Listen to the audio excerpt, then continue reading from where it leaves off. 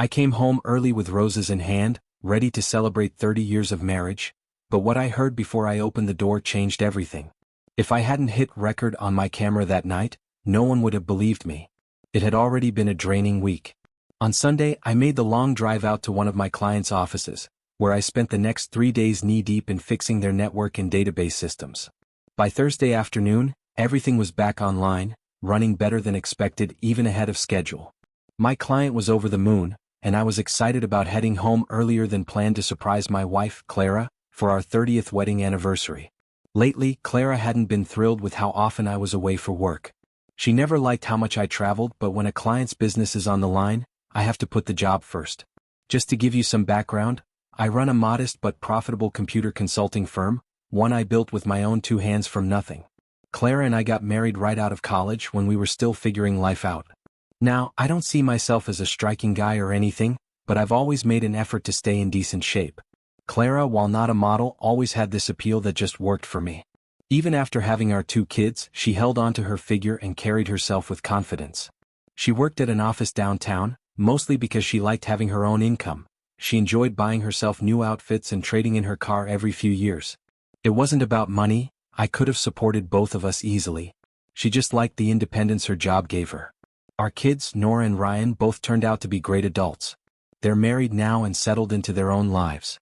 Nora lives with her husband, and Ryan married his high school sweetheart. He and his wife even have 2 kids of their own. So, I got back home late Thursday night around 11 p.m., after driving nearly 10 hours straight. When I pulled into the driveway, I noticed a car I didn't recognize parked out front. I brushed it off, thinking Clara must have parked in the garage.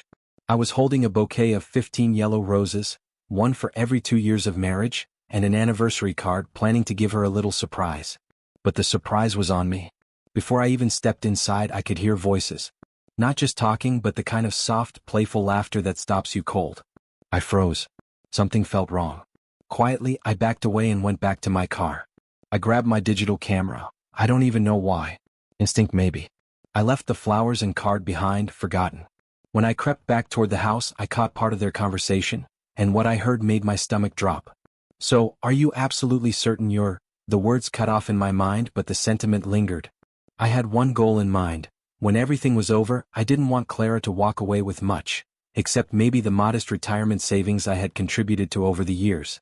She did work, yes, but her paycheck barely covered her car note and the indulgences she enjoyed.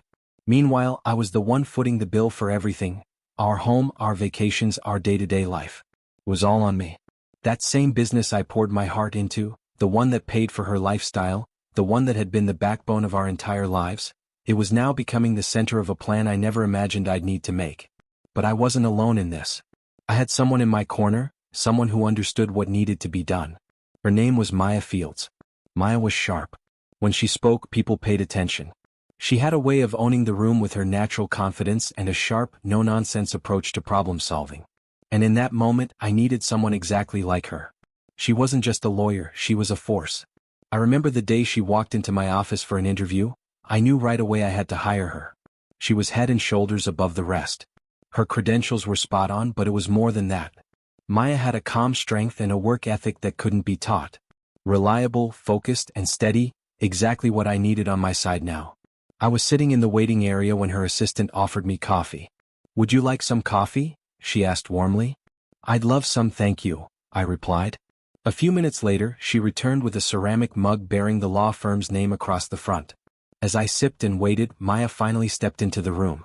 She wasn't what I had pictured, but then again, people like her often aren't. She stood tall, at least an inch or two taller than me, and I'm about 5 feet 11 inches. Her posture was straight, confident, with a presence that filled the space. Her brown hair, curled softly at the ends, hung just past her shoulders. She moved with quiet purpose. After our meeting, I felt a sense of clarity I hadn't had in days. Maya had walked me through everything, what needed to be done, the legal steps, and how we'd protect what mattered. I trusted her. She had it under control. Feeling like I had a solid plan in place, I left her office and headed straight to the bank. My regular account manager wasn't available, but the branch manager said she could meet with me right away. When I arrived, I found out the longtime manager I'd known for years had recently retired. A new woman sat behind the desk now. As I approached, she stood up and greeted me with a firm handshake and a professional smile. I sat down with the new bank manager and laid everything out. I explained my situation clearly and let her know what actions needed to be taken immediately. I assured her that all the legal paperwork to remove Clara from our joint accounts was already in motion, and that I was simply getting ahead of things before anything could be tampered with. Later that afternoon, I needed someone to handle a delivery for me. Nothing major, just something symbolic. The woman at the flower shop mentioned a kid who sometimes helped out with errands. She gave me a description and pointed me in the direction of the mall, where I found him quickly. "Hey, are you Jerry?" I asked. He shot me a skeptical look. "Who's asking?" He had that teenage edge in his voice, like he was already tired of the day before it even began. "The lady from the flower shop says you run deliveries for her sometimes." "That true?" "Yeah, maybe." "So what?" "I've got something I need dropped off with this card. Totally above board. Nothing shady. You take it to Mrs. Claire Davis at this address, and there's $50 in it for you." "I don't do anything illegal," he muttered. "You won't be. This is just a bouquet and a card. That's it." He shrugged, finally taking the flowers and heading off. Not long after, Clara called. The number was blocked, so I knew she didn't want me calling back. Her voice was clipped and cold. "If you come near Maya Fields or violate this agreement, I'll get a restraining order," she warned. I didn't respond. I just hung up. That was the last word I needed to hear from her. I saw through the live security feed that she was messing with her phone again, probably trying to reach me. But I stopped watching. I didn't care anymore. She could leave her things scattered on the lawn until the rain took them or someone else did.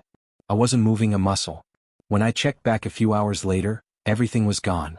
Whether she picked them up herself or someone helped her, I didn't know and I didn't care. What stuck with me was the footage I had recorded earlier. I sat in my car that night, camera in hand, watching her and him together for over 30 minutes before I finally drove off. That was how I spent what should have been our 30th anniversary. Not with my wife, but sitting in silence with a camera full of heartbreak. Later, my son Ryan called. "Dad, are you absolutely sure?" he asked. "Mom adored you. She wouldn't do something like this." "Oh, I'm sure," I said. "The camera doesn't lie. What she loved wasn't me, it was the comfort I provided. The vacations, the house, the new car every few years. If you speak to her again, ask her if the phrase, 'stupid meal ticket,' means anything to her. I'd be curious what she says." I didn't wait for his reply. That evening, I left the pub after nursing a drink for longer than I care to admit. I didn't really have a plan after that. I just drove. Eventually, like muscle memory, I found myself pulling back into the driveway. To my surprise, Nora's car was already there. She was sitting on the front steps, waiting for me. "Nora," I said as I stepped out of the car. "Didn't expect you to be here." "I've been waiting," she replied, standing up. "My keys don't work." "I'm not surprised," I said calmly. "I had all the locks changed." Her face fell a little. "Are you going to give me and Ryan new keys?" "I will, once this all gets sorted out. If you both still want them, that is." "Of course I want them. Why not just give them to me now?" I gave her a look. "Think about it. You'll figure it out." She didn't press further, just nodded slowly. After that, I went inside, made myself a quick snack and then logged into the desktop in my home office, the one that wasn't connected to anything at the shop. My inbox, as usual, was a mess. Hundreds of unread emails, most of them junk. I started sifting through the pile, jokes forwarded by relatives, inspirational quotes, cute animal pictures, and the occasional offer from a so-called Nigerian prince claiming I had millions waiting in some foreign bank account. I deleted most of it without a second thought. Then something caught my eye. Several emails from someone named Kenny B. All sent just the day before. The name didn't ring any bells. The next day, I headed into town to check on my shop. The manager at the mall knew me well. We'd done quite a bit of business over the years. For lunch, I walked across the street to my go-to-coffee spot. Olga, the owner, immediately noticed something was off. She rushed over, her voice thick with concern, and wrapped me in a warm hug like I was one of her own. Her husband, a quiet man with kind eyes, gave me a firm pat on the back and said, "Whatever you need, we're here." That small gesture meant more than I could express. Back at the store, Chloe, my assistant, handed me a stack of messages. All but one were from Clara. I kept the one that mattered. It was from Maya. She had the latest set of legal documents ready for me to sign. I also asked her about pursuing a claim for alienation of affection, even though she warned me it probably wouldn't go far. Clara was already named as the at-fault party in the divorce proceedings. We could revisit it later once the dust settled. I told Maya the lawsuit itself didn't matter that much to me. I didn't expect any big payoff. What I did want was for Burns to understand that I wasn't some pushover, and that I was burning with anger over what they had done. Clara needed to feel the weight of her actions. My usual calm, go-with-the-flow personality had vanished. I wasn't the same man anymore. I didn't know what the end of this road looked like. But time would reveal it soon enough. When I met with Maya again, she offered me the couch in her office while we talked. I shook my head and chose the chair across from her desk instead. Harry pulled up a chair and sat beside me. "Thanks for coming, Luke," he said gently. Samantha, the mediator, tried to get things rolling. "We're hoping this meeting can help settle things and bring some clarity." I cut her off right there. "It's Mr. Davis to you," I said, looking her dead in the eyes. "Harry can call me Luke because he's my attorney. You're not. Let's get that straight." I paused just long enough for it to sink in before adding, "And another thing, if Mrs. Davis tries to claim at any point that she didn't mean what she did, I'm done here. I won't sit through a single lie. Clear?" The room went quiet for a moment. If they expected me to play nice, they picked the wrong day. Fast forward a few days, there was a knock at my door. I didn't answer. Instead, I picked up the phone and called 911. Calmly, I explained to the dispatcher that someone who was under a restraining order was pounding on my front door, and I had no intention of opening it or dealing with them myself. Within minutes, 2 officers showed up. I stayed inside, listening to the raised voices outside. When I peeked through the living room window, I saw Burns, yes, that Burns, being placed into the back of the squad car. He looked up at the house as they shut the door behind him, and the glare he shot my way could have burned a hole through the glass. Soon after, I filed for divorce, officially naming Clara's infidelity, and Burns as the cause. I sent her a letter with the paperwork, along with a note that included my new phone number and said I was open to talking, but only if she wanted to come clean. I also sent a copy to Burns' employer, explaining the situation in detail. I never got a response from them. Not that I expected one. 2 weeks went by. One afternoon, I was working in the yard when an older Chevy Impala pulled up to the curb. A woman stepped out, strikingly pretty, probably in her mid-30s, and opened the back door. 2 young kids tumbled out, laughing and running around. She walked up to me. "Mr. Davis?" she asked. "I'm Elizabeth Burns." I nodded, brushing dirt from my hands. "I just wanted to thank you for what you did, for telling me the truth." She shook my hand firmly, then turned and got back into the car with her kids. I stood there for a moment, watching them drive away. I gave a small wave, wishing her nothing but peace as she began the next chapter of her life. I finished raking up the leaves and put my tools back in the shed. After making sure the front door was locked, I changed into a pair of shorts, grabbed a cold beer from the fridge and made my way out to the back patio. The late afternoon sun was warm on my skin. I sat back in my chair and let it wash over me. For the first time in a long while, I felt just a little bit lighter. "I know why you did it," she said, standing in front of me. "But I'm not really sure what you expect from me now." She paused, looking down at the kids for a moment, then back at me. "Actually, I just wanted to thank you." That caught me off guard. "You're the one who finally took down my lying, cheating husband. And I truly appreciate it." I blinked, unsure of what to say. "You mean, you're getting divorced?" I asked. She nodded. "Oh yeah. And by the time I'm done with him, he won't even have a pot to piss in. He's been messing around for years, with more than one person, and you were the only one who had the guts to say something to expose him. I had my suspicions for a long time, but I needed proof. You gave me that." I stood there, stunned. I didn't expect gratitude. I didn't expect any of this. All I knew was that someone else had been hurt by the same lies, and maybe now she could finally move forward too. Later that week, I found myself at a local testing center, brushing up on certifications I hadn't looked at in a while. The first exam reminded me how demanding this industry can be. You really have to know your stuff. There's no faking it. Some guys tried to memorize quiz answers, thinking that would be enough, but it wasn't. Those tests weeded out the guessers fast. I ended up chatting with one of the proctors during a break. He looked young, maybe early 20s, with that quiet, smart look about him. I asked if there was much work for someone like him around here. He shook his head. "Not really. I don't want to move to a big city, but once camping season ends, I might not have much choice." "What's your name?" I asked, realizing we'd been talking for a while and I didn't even know it. "Jeff," he said, offering his hand. We kept talking for a while longer, and I learned he did all the computer work for a local campground, network setup, tech support, the whole deal. It made sense. Everyone wants Wi-Fi these days, even when they're supposed to be getting away. "I went on this trip to escape from all that," I said with a laugh. I needed a break from being connected. Jeff grinned. Totally get it. But having it set up right does make our job easier. Later, I mentioned him to Isabel, a colleague of mine who was starting to scout for a network technician. It wasn't a stretch. We really were going to need someone soon. And Jeff seemed like the right fit. Talented, motivated, and he lived close enough that the job wouldn't pull him too far from home. That night, I was invited to dinner with Jeff's family. His mother, Mary, had a friend over. They weren't officially a couple, but it was clear they cared about each other. Over dessert, Mary mentioned that Jeff had been hesitant to leave town partly because he was worried about her being alone. I understood that feeling. The need to protect the people we care about, even when life starts pulling us in other directions. There, in that quiet house, surrounded by people just trying to piece together their own lives, I felt something unexpected. Oh, a network technician, huh? Isabel laughed over the phone. I won't tell a soul. And just for the record, I added with a smile, the JC in JC Consulting? Still haven't figured out what it's supposed to stand for. But I think it'll all come together. All right, boss man, she teased. Your secret's safe with me. But really, it sounds like this trip has been exactly what you needed. I think it has, I said. I'm planning to be back by next Friday, a week from yesterday. Got to return the RV by 4 p.m., then I'll have the weekend to recharge before jumping back into the grind. A few hours after that call, I was back at the campground. George and I had managed to reel in 4 good-sized rainbow trout, and we took them over to the cook shack to clean.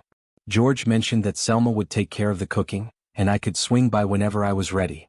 After scrubbing fish and spending the better part of the day breathing in pine and fresh air, I figured I'd earned a hot shower. And it was glorious.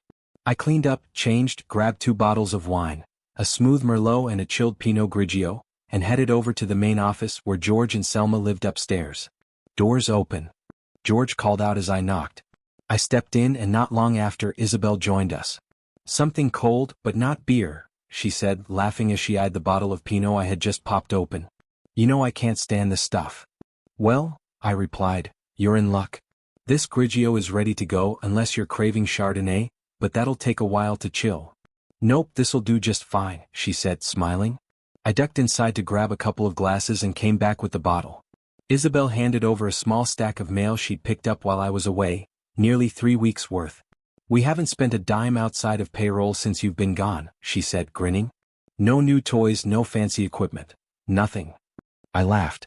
Guess I've been reminded of a few of my own spending habits. She nodded. Okay, you freshen up that wine and I'll start making the calls. What day works for the meeting? Sunday around 1 p.m.? I suggested. Folks should be done with church by then and we'll have the whole afternoon. That works, she said. Let's make it happen. I found myself already thinking about logistics. How many chairs we'd need for the upcoming team meeting, how to space things out in the office. Business was running smoothly. We weren't yet at the point of expanding the team, and our 4 techs were handling the workload just fine with minimal overtime. We kept a strict Monday to Friday schedule and closed on weekends. On paper, everything was stable. But beneath that, there was something I hadn't quite figured out how to handle. Isabel. The more time I spent around her, the more drawn I felt. And that was starting to complicate things. I had always made it a rule not to date anyone on my team. It just seemed smart. Avoid drama, avoid blurred lines. But with Isabel, that boundary was starting to blur on its own. Outside of work, we hadn't spent much time together, aside from the occasional office dinner party or casual gathering. Still, there was something between us I couldn't ignore. Maybe I was being too careful. Maybe the fear of making a mistake was holding me back from something real. I ran errands. Tried to keep busy. But no matter what I did, I kept circling back to the same thought.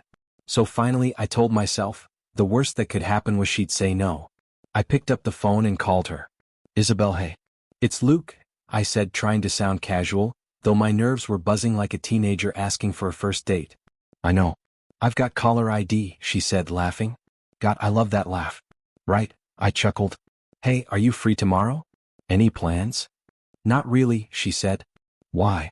I just thought it might be nice to get out of the house. Maybe grab some food, walk a bit, nothing fancy. There was a short pause. Then, I'd like that.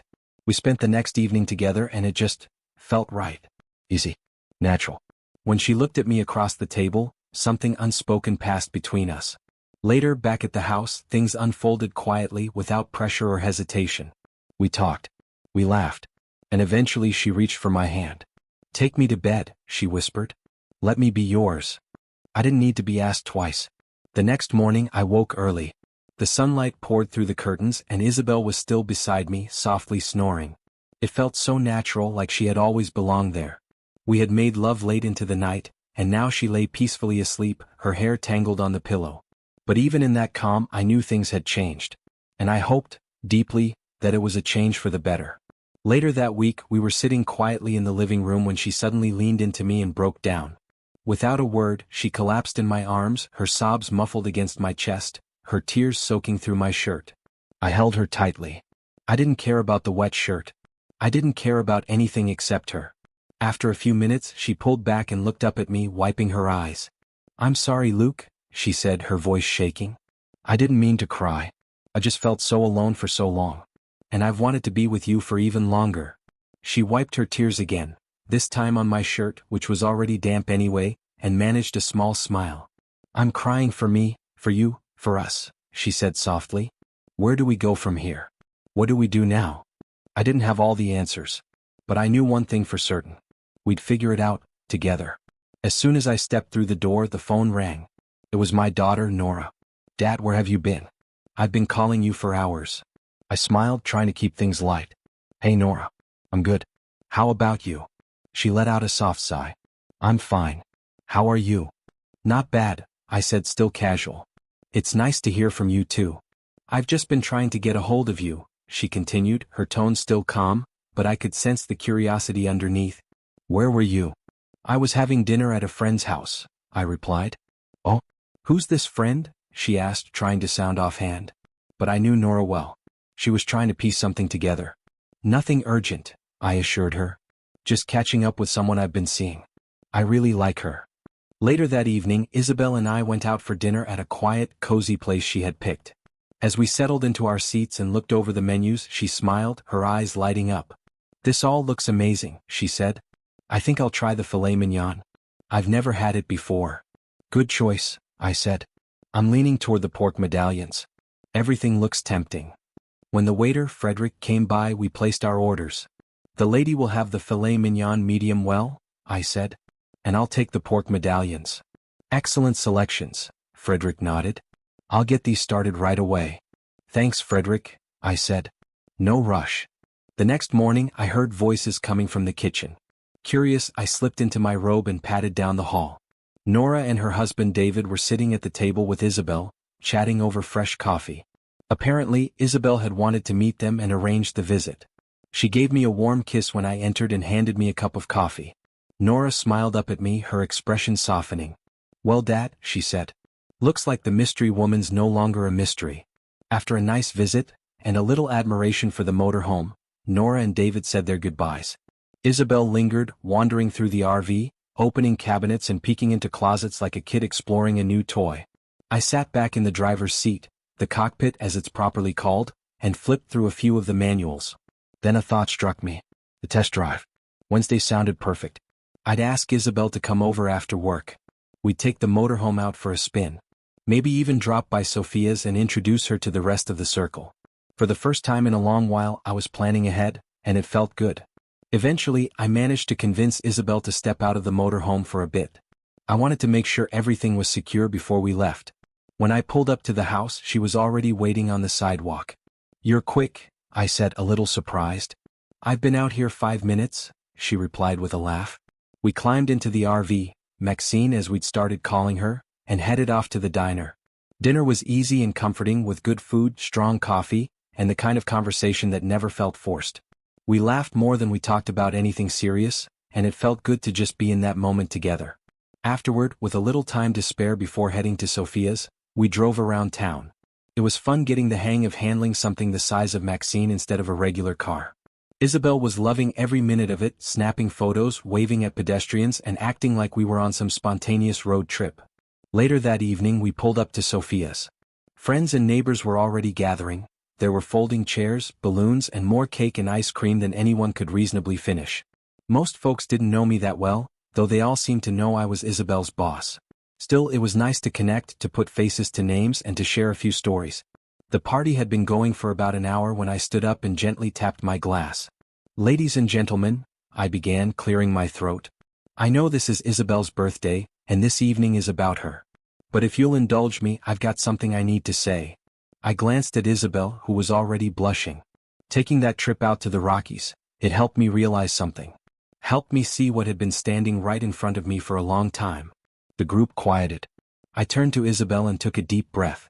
Isabel, I said, you've brought joy, strength, and more peace into my life than I thought possible after everything I've been through. I know I haven't always been quick to say what's in my heart, but this time I won't miss the chance. I reached into my pocket and pulled out a small velvet box, opening it slowly. Will you marry me? There was a beat of silence. She nodded, smiling through misty eyes. No, she said with a playful grin. I didn't say it out loud, did I? I laughed. Officially yes, she added, grinning wider now. 1,000 times yes. I'll marry you. Then she leaned in close and whispered, though if these seats were any closer together, you might have a hard time driving this thing. The crowd burst into laughter, and I knew, no matter what lay ahead, I had just made the best decision of my life. She giggled softly and nudged my arm. Look, I don't want to stay in that apartment alone anymore.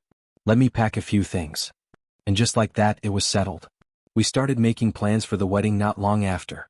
The backyard was big enough to host a good number of people, and it felt like the perfect spot. Plenty of space for the kids to run around, and we could keep everything casual but meaningful. Isabel had never had a traditional church wedding, so we arranged for a local minister to come and officiate. It felt right, simple, genuine, us. We picked a date, 3 months from the day I proposed. That gave us time to plan without getting overwhelmed, and something to look forward to that wasn't too far off. For our honeymoon, we knew exactly what we wanted. A road trip in Maxine. Riverside was at the top of the list. That place had become a turning point for me. But honestly, we were just as excited about the journey itself. Whether it was Riverside or some random scenic overlook off the highway, it didn't matter. Every stop would be part of the adventure. I invited George and Selma to the wedding, though I didn't expect them to come with the campground in full swing. Still, they were touched by the invite. As a bonus, they promised to set aside a campsite for us, something close to the main lodge so we could visit and catch up. We hit the road by early afternoon on a bright, clear day, our destination, Riverside, by tomorrow evening. For our first day, we decided to keep it light. We pulled into the same campground I had stayed at during that first solo trip, back when everything felt uncertain and raw. Only this time I wasn't alone. This time the passenger seat wasn't empty.